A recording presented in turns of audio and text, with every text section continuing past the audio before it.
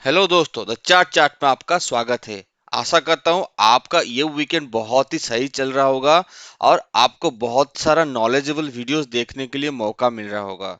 मैं आपके लिए अपने यूट्यूब चैनल में एक बहुत ही नॉलेजेबल वीडियो लेके आया हूँ।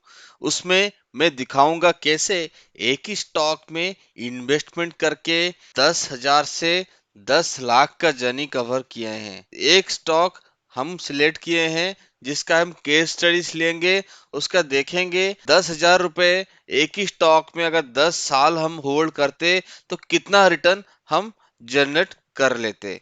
तो ये एक केस स्टडीज है, उसमें हम देखेंगे उसका पास्ट डेटा को देख के एनालिसिस करेंगे और देखेंगे कैसे हम एक बड़ा पैसा कमा सकते हैं इन्वेस्टमेंट करके। दोस्तों, केस स्टडी को जाने से पहले मैं आपको रिक्वेस्ट करना चाहता हूं, अगर आप हमारे चैनल को सब्सक्राइब नहीं किए हैं, आप मेरे चैनल को सब्सक्राइब कीजिए एंड बेल आइकन को हिट कीजिए सो दैट आपको रेगुलरली अपडेट्स मिलता रहेगा। दोस्तों, मैं आपके लिए बहुत सारा केस स्टडीज लेके आऊंगा जिससे कि आप देख सकते हैं एक ही स्टॉक को इन्वेस्टमेंट करके कैसे बड़ा पैसा कमाई जाता है। Trading is a short term game, investment is the bigger game. दोस्तों, ये है आज का स्टॉक फॉर द टॉक।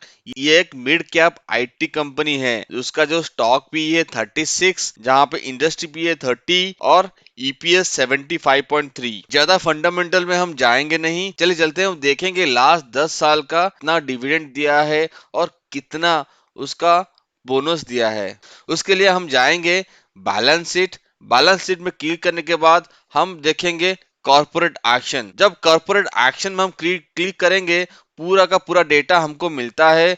2007 में वो लिस्टिंग हुआ था, 2007 से आज तक कितना डिविडेंड दिया है, कब बायबैक हुआ था, कब उसका बोनस मिला था, पूरा का पूरा डेटा यहाँ पे मेंशन है।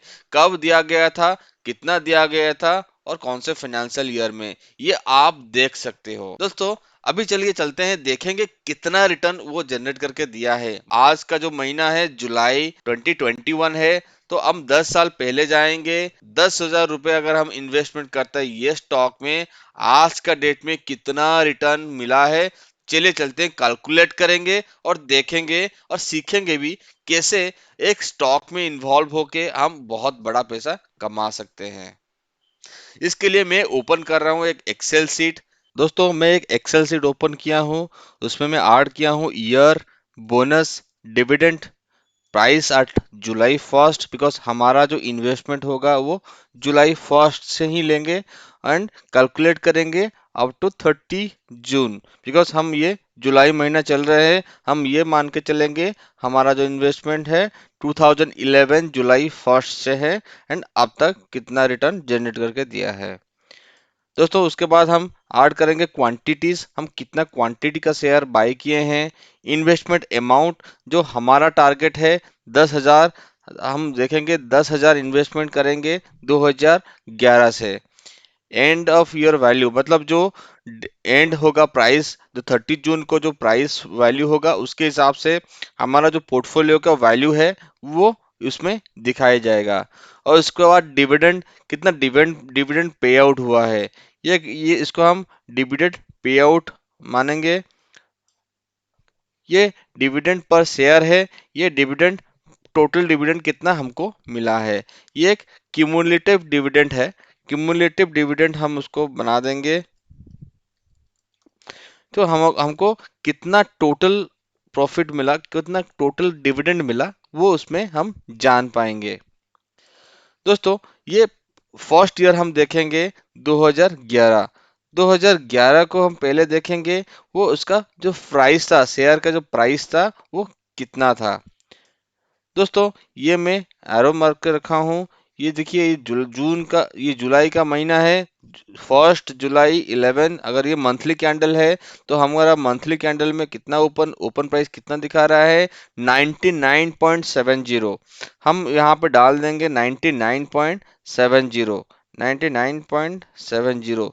हम ये मान के चलेंगे हमारा जो प्राइस है 100 रुपीज है, तो ऑलमोस्ट हमारा जो नंबर ऑफ शेयर्स हम बाय करेंगे वो 100 क्वांटिटी बाय करेंगे, क्योंकि हमारा जो इन्वेस्टमेंट है वो 10,000 रुपए का है। तो दोस्तों क्वांटिटीज में मैं 100 ऐड कर लिया हूँ। अभी हम देखेंगे डिविडेंड कितना मिला है 2011 में। दोस्तों अगर हम देखेंगे डिविडेंड 1.25 प्लस 1 प्लस 1.5 वो बन जाता है 3.75। दोस्तों मैं यहाँ पे 3.75 ऐड कर लिया।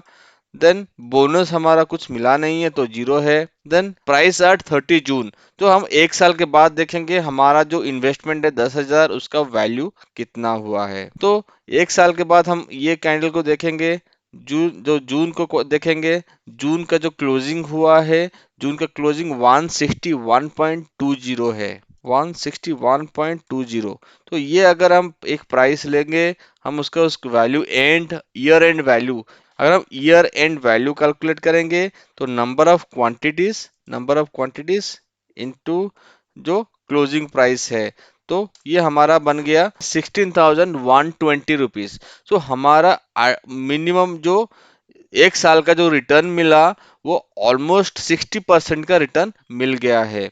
तो फिर भी हम अगर डिविडेंड देखेंगे, डिविडेंड पे आउट कितना हुआ है 3.75 पर share into the quantities is 100। तो हमारा डिविडेंड पे आउट हुआ 375 रुपीज। तो अगर हम उसको क्यूमुलेटिव डिविडेंड अगर मानेंगे तो फर्स्ट मंथ जो हमारा इन्वेस्टमेंट होगा तो सेम अमाउंट रहेगा क्यूमुलेटिव डिविडेंड में। 2012 में अगर हम देखेंगे, 2012 का जो प्राइस होगा वो 2012 जुलाई महीने का अगर ओपन देखेंगे 160.75, 160.75। दोस्तों हमारा जो क्वांटिटी है वो 100 क्वांटिटी ही रहेगा। देन हमारा इन्वेस्टमेंट अमाउंट जो है, इन्वेस्टमेंट अमाउंट अभी कितना हो जाएगा, 100 क्वांटिटी इनटू हमारा जो प्राइस एट 1 जुलाई है, तो इन्वेस्टमेंट कितना होगा, मान लीजिए 16,000 का प्राइस रहेगा। देन हमारा जो क्लोजिंग प्राइस कितना है, क्लोजिंग प्राइस हम देखेंगे, क्लोजिंग प्राइस ये जून का महीना है, क्लोजिंग प्राइस इज 208.30, 208.30। ओके। हमारा जो डिविडेंड देखेंगे, डिविडेंड कितना मिला है 2012 में, डिविडेंड 1.5 प्लस 3 4.5 रुपीस मिला है, 4.5। बोनस जीरो है। अगर एंड ऑफ द ईयर जो हमारा जून 30 को है उसका वैल्यू कितना होगा, उसका वैल्यू हमारा 20,830 का होगा। हमारा जो इन्वेस्टमेंट था वो 2 साल में डबल हो गया। डिविडेंड पे आउट था वो हमारा हो गया 450 and cumulative dividend is nothing but the current dividend plus the last dividend. तो ये टोटल हो गया हमारा 825। हम मान लीजिए 2013 को देखेंगे, 2013 में कितना हमको रिटर्न मिला, ये बोनस हमारा जीरो ही है। डिविडेंड पे आउट अगर देखेंगे 2013 में 4 रुपये, 9 रुपये, 14 रुपये, 14 रुपये हमको डिविडेंड मिला है, 14 रुपीज ऐड कर लिया। देन हमारा प्राइस में चेक करूंगा, 2013 को जुलाई 1 को हमारा जो प्राइस है, ओपन प्राइस है 206.25, 206.25। तो हमारा इन्वेस्टमेंट कितना हुआ, इन्वेस्टमेंट वैल्यू जो हो गया, हमारा इन्वेस्टमेंट वैल्यू होगा, हमारा नंबर ऑफ क्वांटिटी सेम ही है, इन्वेस्टमेंट वैल्यू हमारा 20,625 हुआ। तो हमारा डिविडेंड कितना हुआ, डिविडेंड हमारा 1,400 रुपये हुआ और क्यूमुलेटिव डिविडेंड हमारा 2,225 का हुआ। तो हमारा एंड ऑफ ईयर प्राइस देखेंगे, मतलब हमारा 2014 का जून एंड का प्राइस देखेंगे। ये जो जून एंड है उसका क्लोजिंग प्राइस हमारा अगर मान लेंगे 440.25, 440.25। दोस्तों अगर मैं यहाँ पे एंड ऑफ प्राइस देखूंगा, एंड ऑफ ईयर प्राइस देखूंगा, जो हमारा वैल्यू था इन्वेस्टमेंट का 10,000 तो बढ़कर अभी 44,000 हो गया है 3 साल में, प्लस 2,225 रुपीज हमको डिविडेंड मिला है 3 साल में। अभी 2014 को देखेंगे। दोस्तों 2014 का अगर देखेंगे, जो प्राइस था, ओपन प्राइस था 445 था, तो हम 445 ऐड कर लेंगे और हमारा जो क्वांटिटी है वो 100 ऐड कर लेंगे, तो हमारा इन्वेस्टमेंट अमाउंट कितना हुआ 44,500। देन हमारा जो डिविडेंड देखेंगे कितना है दोस्तों, अगर 2014 का डिविडेंड देखेंगे 5 रुपीज, 5 रुपीज, 2.5, 2.5 एंड 3 रुपीज। मान लीजिए 10 रुपए, ये 15, 18 रुपए का डिविडेंड हमको मिला है। 18 रुपए का डिविडेंड अगर हम कैलकुलेट करेंगे तो लगभग हमको 1800 रुपये मिल गया डिविडेंड के हिसाब से 100 क्वांटिटी में, और हमको 4025 रुपीज टोटल क्यूमुलेटिव डिविडेंड मिल गया दोस्तों। और एक बहुत बढ़िया चीज है, यहाँ पे देखिए, यहाँ पे बोनस मिला है। जून 3, 2014 को बोनस डिक्लेयर हुआ, तो 1:1 रेशियो में। 1:1 रेशियो मतलब आपके पास अगर 100 शेयर है वो डबल हो गया, मतलब आपका जो बोनस है 1:1 मतलब 100 शेयर और मिल गया यहाँ पे। तो आपके पास कितना शेयर हो गया 200 शेयर। 200 शेयर अगर आपके पास हो गया तो आपका वैल्यू, इन्वेस्टमेंट वैल्यू कितना हो गया डबल हो गया, तो 89,000 का पोर्टफोलियो बन गया। 4 साल में आपका जो 10,000 का पोर्टफोलियो था वो 89,000 का पोर्टफोलियो बन गया। अगर हम उसका प्राइस एट जून 30 को देखेंगे, चलिए चलते हैं उसको देखेंगे। 15 जून को अगर देखेंगे, हमारा जो क्लोजिंग प्राइस है हमारा 636.90, और उसका जो एंड ऑफ ईयर वैल्यू देखेंगे 1,27,320 रुपीज। दोस्तों जो एंड ऑफ द ईयर मतलब बोनस होने के बाद जो नेक्स्ट ईयर 2015 में जून महीने में हम 30th को हम कट ऑफ डेट मानते हैं, तो उस दिन हमारा जो पोर्टफोलियो का वैल्यू है वो 10,000 से बढ़ के 1,27,320 रुपीज बन गया है दोस्तों। इस हिसाब से हम और 5 साल का भी डेटा निकालेंगे, डेटा वीडियो बहुत ही लंबा हो जाएगा, इसीलिए मैं आपको जो डेटा दिखाता हूं जो मैं यहाँ पे ऐड कर लिया हूँ। दोस्तों ये है पूरा का पूरा डेटा ईयर एंड ईयर। आप वो डेटा को, जैसे मैं आपको दिखाया एक 4 साल का डेटा, आप वैसे पूरा का पूरा डेटा आप देख सकते हैं, आप कैलकुलेट भी कर सकते हैं कितना रिटर्न जनरेट करके दिया है। दोस्तों मैं यहाँ पे 2020 तक मैं ऐड किया हूँ।